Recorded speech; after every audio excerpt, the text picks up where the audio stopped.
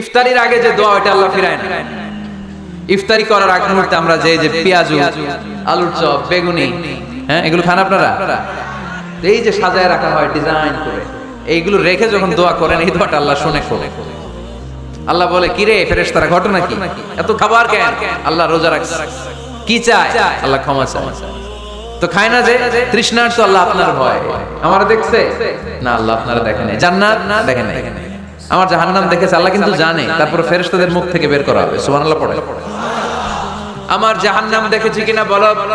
ফেরেশতারা বলে না জাহান্নাম দেখে নাই। আমার জান্নাত দেখেছে কিনা বলো। জান্নাতও দেখে নাই, কিছুই দেখে নাই, আপনারেও দেখে নাই। আল্লাহ আবার খুশি হয়ে যাবে।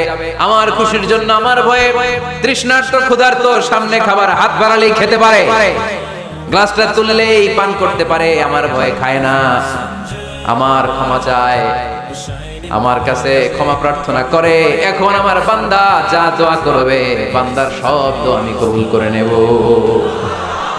আল্লাহর ভালোবাসা সফট কর্নার খুব গ্রো করে, যোগ্য যে খুব মারতে হবে, ঠিক কিনা?